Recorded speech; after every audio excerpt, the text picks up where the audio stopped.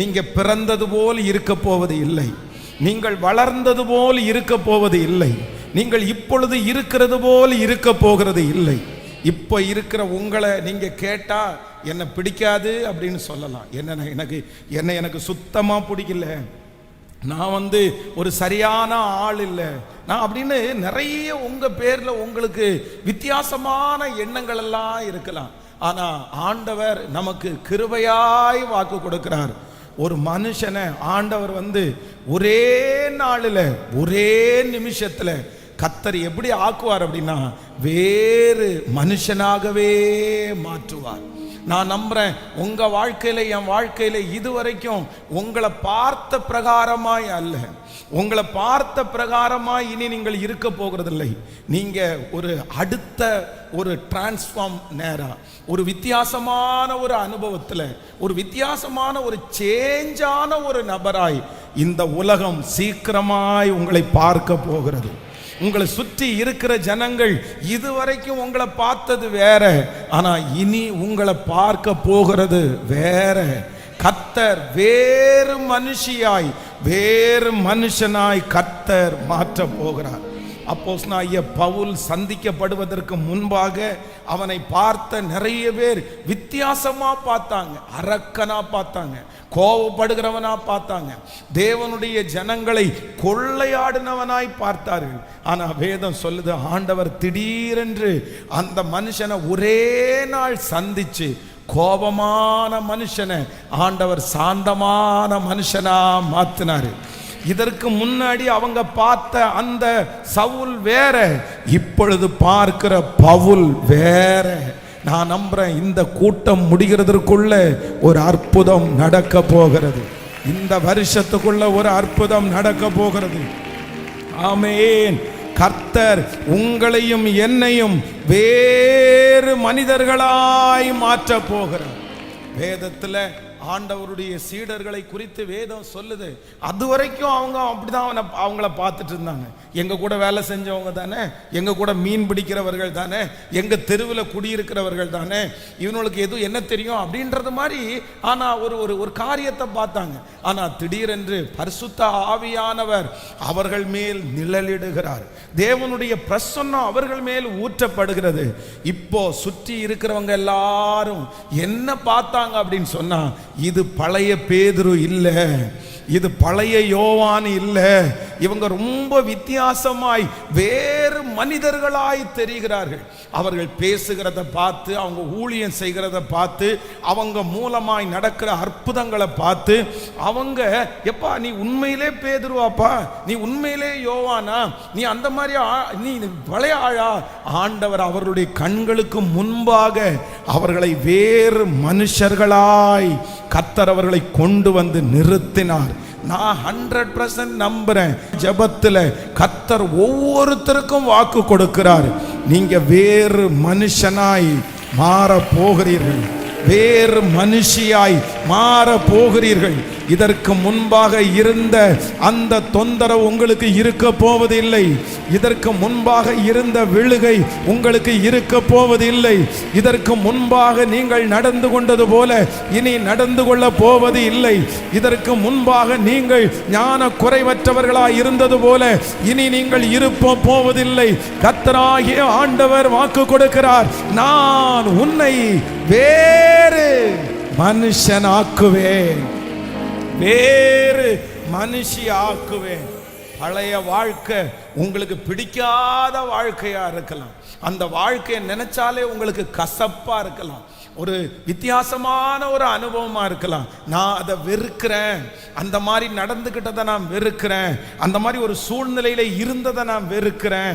எனக்கு ஒரு புதுமையை கர்த்தர் கொடுத்தா நல்லா இருக்கும், நான் ஒரு நியூ வேர்ஷனா ஒரு புது காரியமாய் நான் துவங்கினா நல்லா இருக்கும் அப்படின்னு உங்க மனசு சொல்லலாம். கர்த்தர் அதை கேட்கிறார். ஆண்டவரிடத்துல இன்றைக்கு இந்த வசனத்தை கர்த்தர் கொடுக்கும்போது எனக்கு ரொம்ப ஆச்சரியமா இருந்துச்சு. அது வரைக்கும் சவுலுக்குள்ள ஒரு தரிசனம்ன்ற ஒண்ணு வரல. அது வரைக்கும் அவனுடைய வீட்டிலே இருக்கிற வேதம் சொல்லுது அந்த சின்ன ஒரு மிருகத்தை தான் அவன் தேடி போனான். ஆனா அதற்கு பிறகு ஆண்டவர் ராஜாவான ஒரு அபிஷேகத்தை கர்த்தர் அவன் மேல வச்சார். அவனுடைய இருதயம் மாற்றப்பட்டது, அவனுடைய வாயினுடைய வார்த்தை மாற்றப்பட்டது. அதுவரையிலும் ஓடி ஒளிந்த அந்த சவுல் ஜனங்களுக்கு முன்பாக தைரியமாய் நிற்க ஆரம்பித்தான். நீங்கள் வேறு மனுஷர்கள் ஆவீர்கள். ஆமென். விசுவாசிக்கிறீங்களா இல்லையா? உங்க அம்மா அப்பா உங்களை பெற்றெடுத்தது ஒரு விதமான காரியம். அது ஒரு விதமான விஷயத்துல பெற்றெடுத்திருப்பாங்க. நீங்க வளர்ந்தது ஒரு விதமா வளர்ந்திருப்பீங்க. நீங்க படிச்சது ஒரு விதமா படிச்சிருப்பீங்க. நீங்க இத்தனை நாட்களும் வேலை செய்தது ஒரு விதமா வேலை செய்வீங்க. இதுதான் உங்களுடைய பேட்டர்ன், இதுதான் உங்க ஸ்டைலு, இதுதான் நீங்க அப்படின்னு ஒண்ணு இருந்திருக்கும். ஆனா யார் சொன்னா? கர்த்தர் நினைச்சாருன்னா நீங்க பிறந்ததை விட வித்தியாசமாய், நீங்க வளர்ந்ததை விட வித்தியாசமாய், நீங்க வேலை செய்கிறதை விட வித்தியாசமாய் நீ வேறு மனுஷன் ஆவாய். உன் குடும்பத்தில் இருக்கிறவர்கள் உங்களை வேறு மனுஷனாய் பார்க்கிற நாள் வரும். வேறு மனுஷியாய் பார்க்கிற நாட்கள் வரும். ஹல்லேலூயா. எத்தனை பேர் இந்த வார்த்தை வேணும்னு நினைக்கிறோம்? ஆமென். நம்ம இன்னைக்கு உறுதியா பற்றி பிடிக்கணும். ஒரு சவுல் என்கிற ஒரு மனுஷன் அபிஷேகம் பண்ணப்பட்டு போற வழியில வீட்டுக்கு கூட போய் சேரல. இந்த மாதிரி ஒரு பெரிய ஆராதனையிலையோ பெரிய இடத்துலையோ அட்டன் பண்ணல. ஜஸ்ட் அங்க பிரேயர் டீம் ஒன்று இருக்கிறாங்க, ஆண்டவரை ஆராதிக்கிற ஒரு டீம் இருக்கிறாங்க. அந்த டீம்ல இருக்கிற 4 பேர் என்ன பண்றாங்கன்னா தீர்க்க தரிசனம் பேசிட்டே இருக்கிறாங்க. அப்ப ஆண்டவர் சொல்லி அனுப்புறாரு, நீ தேவ ஆலயத்துக்கு கூட போக மாட்டப்பா, நீ வழியில தீர்க்க தரிசனம் சொல்றவங்களோட சேர்ந்து உன் மேலையும் நான் ஆவியை ஊற்றுவேன். அந்த ஆவியை ஊற்றும் போது நீ வேறு மனுஷனா போவ. பாருங்க, நம்ம பழக்கத்தின்படி சொல்ல போனா அவ்வளவுதான். சிவானந்த காலனி ரத்னபுரின்னு வச்சுக்கோங்களேன். ஒரு மனுஷன் டிராவல் பண்றாரு, ரத்னபுரியிலேருந்து சிவானந்த காலனி போய் அவ்வளவுதான். ரத்னபுரி வரைக்கும் ஒருத்தர், ரத்னபுரி வரைக்கும் சவுல் தான். சவுலுடைய கேரக்டர் அப்படிதான், சவுலுடைய தரிசனம் அப்படிதான், சவுலுடைய தாழ்வு மனப்பான்மை அப்படிதான். ஆனா அந்த ரத்னபுரியை தாண்டி அவ்வளவுதான், அந்த சிவானந்த காலில் காலடி எடுத்து வச்ச உடனே அவன் எப்படி போறான் அப்படின்னா வேறு மனுஷனாய். எல்லாம் மாற்றப்பட்டுருச்சு, எல்லாம் மாற்றப்பட்டுருச்சு. குணம் மாறிடுச்சு, அபிஷேகம் மாறிடுச்சு, தரிசனம் மாறிடுச்சு, வார்த்தை மாறிடுச்சு, எதிர்காலம் மாறிடுச்சு, எல்லாத்தையும் மாற்றினார். அந்த தேவன் இன்றும் ஜீவிக்கிறார், அந்த தேவன் இன்றும் அசைவாடுகிறார். கர்த்தராகிய ஆண்டவர் வாக்கு கொடுக்கிறார், இந்த ஆண்டு முடிகிறதற்குள்ளே, இந்த ஜெபம் முடிகிறதற்குள்ளே ஏசப்பா உங்களை வேறு மனுஷன் ஆக்குவார், வேறு மனுஷி ஆக்குவார். இது தேவனுடைய அனுக்கிரகம் செய்ய போகிறது, தேவனுடைய அபிஷேகம் செய்ய போகிறது. உன் சரீரம் வேறு சரீரமாய் மாறும், உன்னுடைய சிந்தை வேறு சிந்தையாய் மாறும், உங்களுடைய எண்ணங்கள் வேறு எண்ணங்களாய் மாறும். கரங்களை தட்டி இந்த வார்த்தை ஆம் என்றும் ஆம் என்றும் ஆமென் என்றும் ஸ்தோத்திரம் ஸ்தோத்திரம் ஸ்தோத்திரம் ஸ்தோத்திரம். அந்த அபிஷேகத்தினுடைய நிறைவு இப்போ ஒவ்வொருவர் மேலும் நதியை போல கடந்து வருவதாக. இயேசுவே, அந்த வாலிப தம்பி வேறு மனுஷன், அந்த வாலிப தங்கச்சி வேறு மனுஷி, வேறு மனுஷன், வேறு மனுஷி. ஹல்லேலூயா, ஹல்லேலூயா. நீ வேறு மனுஷனாவாய். ஹல்லேலூயா. கர்த்தர் உங்களுக்கும் எனக்கும் என்று ஒரு தனித்துவத்தை ஆண்டவர் தருவேன் என்று வாக்கு கொடுக்க. நீங்க தனியா தெரிய போறீங்க. ஆண்டவர் உங்களுடைய குடும்பத்தில் உங்களை தனியா கர்த்தர் காண்பிக்க போறாரு. உங்க வேலை ஸ்தலத்துல ஆண்டவர் தனியா காண்பிக்க போறாரு. ஒரு ஸ்பெஷல் உங்களுக்கு உண்டாகும். ஆமென், உண்டாகும். யாக்கோபனுடைய பிள்ளைகள் 12 பேர்ல யோசேப்பை குறித்து வேதம் சொல்லுகிறது. யோசேப்பு பார்த்தீங்க அப்படின்னா வேற விதமா டிரான்ஸ்ஃபார்ம் ஆகியிருக்கிறார். பாருங்களேன், வித்தியாசமா இருக்கிறாரு. அவங்க கூட பிறந்தவங்க எல்லாருமே ஒரே மாதிரி ஆட்களா இருக்காங்க. ஆனா இந்த யோசேப்பு மட்டும் பார்த்தீங்கன்னா ரொம்ப டிஃப்ரெண்டா இருக்கிறார். என்னப்பா இவன் யோசேப்பு அப்படின்னு சொல்லி அவனுடைய சகோதரர்கள் கண்டுபிடிக்கவே முடியல. காரணம் என்ன அப்படின்னு சொன்னா டோட்டலி சேஞ்ச். யார் மாறினா யோசேப்பு வேற மாதிரி ஆளா மாறி இருக்கிறாரு. அவருடைய பதவி, அவருடைய கலர், அவருடைய உயர்வு, அவருடைய உட்கார்ந்திருக்கிற பொசிஷன், இது எல்லாமே அவனை எப்படி காமிச்சிச்சுன்னா வேறு மனுஷனா காமிச்சிருச்சு. அவங்க அப்பா ஆச்சரியப்படுறாரு, உண்மையிலே நீ என் பிள்ளை தானா? அவங்க அண்ணன் தம்பி எல்லாம் ஆச்சரியப்படுறாங்க, உண்மையிலே நாங்க வித்து போட்ட யோசேப்பு நீங்க தானா அப்படின்னு எல்லாருமே ஆச்சரியப்படுறாங்க.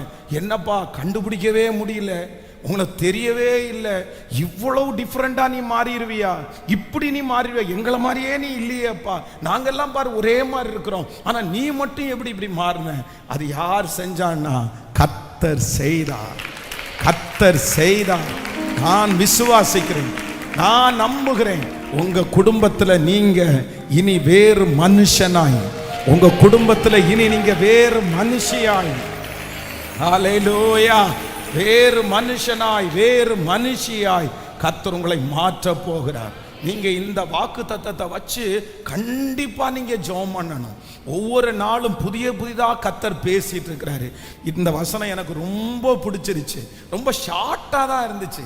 அப்ப இந்த வசனத்தை ஆண்டவர் இன்னைக்கு கொடுக்கும்போது இதுல என்ன நம்ம மெசேஜ் கொடுக்க போறோம், இதுல என்ன நம்ம பேச போறோம் அப்படின்னு நினைச்சா அந்த வார்த்தை எனக்குள்ளே ஒரு அக்னியா எரிஞ்சிருச்சு, எனக்குள்ள ஒரு பெரிய ஃபயர் ஆயிருச்சு, எனக்குள்ள ஒரு பெரிய மாற்றம் வந்துருச்சு.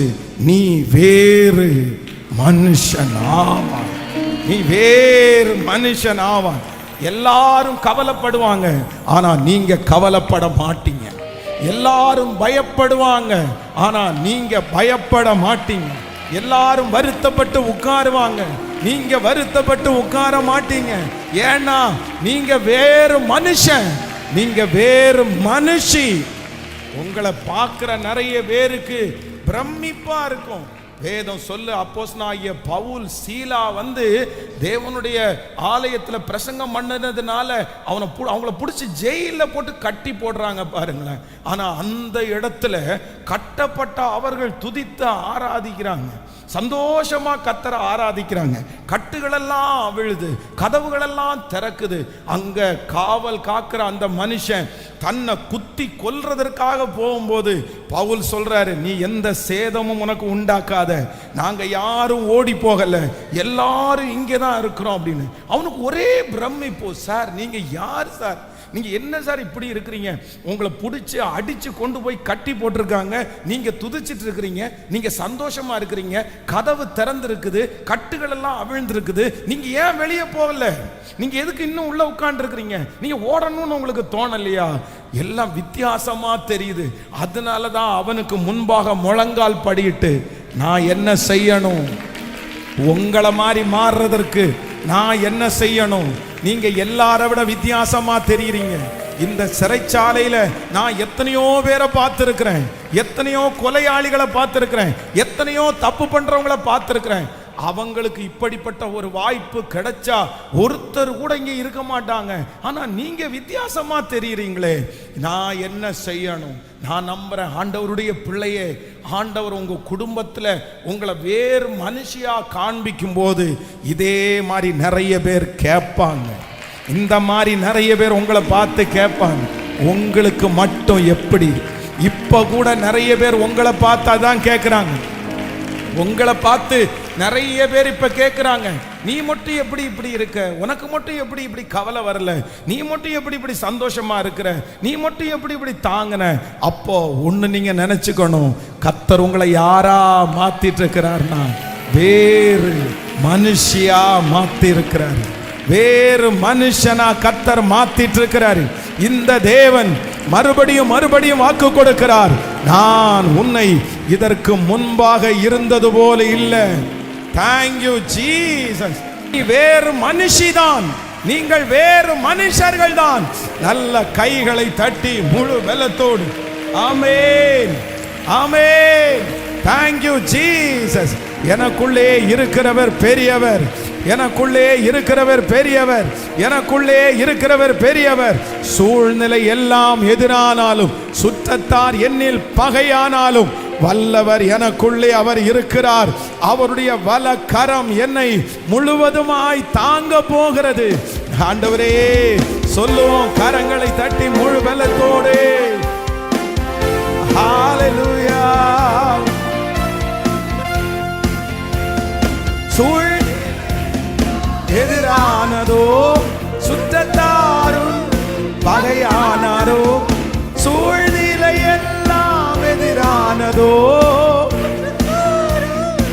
வகையானாரோ வல்லவர் உனக்குள்ளே இருக்கின்றார்.